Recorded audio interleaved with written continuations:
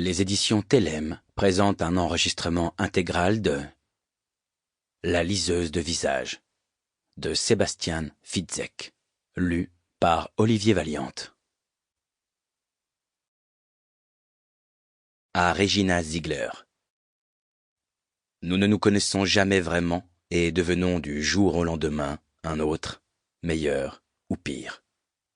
Théodore Fontane, Graf Pétofi. Prologue. J'ai froid, maman. Ça va passer. La fillette de 6 ans grelottait. Elle aurait dû mettre des collants, mais à la maison, il faisait très chaud. Pourquoi était-il toujours si difficile d'imaginer avant de sortir le froid qui régnait dehors? C'était encore pire quand on restait immobile pendant un moment. On peut rentrer? Notre excursion ne te plaît pas? Les pierres sont très dures. Ça va passer, répéta sa mère. La petite en doutait. Elle aurait sûrement des bleus partout le lendemain. Reste allongée. Encore combien de temps? Je te le dirai. La voix de maman vibrait comme si elle gelait aussi, mais refusait de l'admettre. En fait, elle avait parlé bizarrement toute la journée.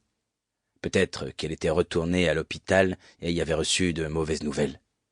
La première fois, quand elle y était restée des semaines durant et que ses cheveux étaient tombés, elle avait aussi parlé d'une voix étrange, comme si elle était triste et en colère en même temps. Peut-être aussi percevait-elle les vibrations qui se transmettaient à la cage thoracique et aux cordes vocales. « Maman ?» demanda-t-elle. Elle était maintenant certaine que les oscillations qui envahissaient ses membres n'étaient pas le fruit de son imagination. « Oui, j'entends un drôle de bruit. Ignore-le. » Mais pourquoi?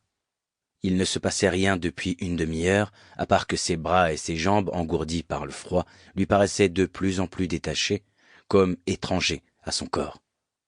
Elle attendit encore un moment avant de reprendre. Le bruit, il augmente. N'aie pas peur, reste allongé, c'est tout. Maman lui prit la main, mais pas comme avant. Plutôt comme on saisirait un objet, possessive. Dans l'obscurité, elle se tourna vers sa mère qui la regarda aussi.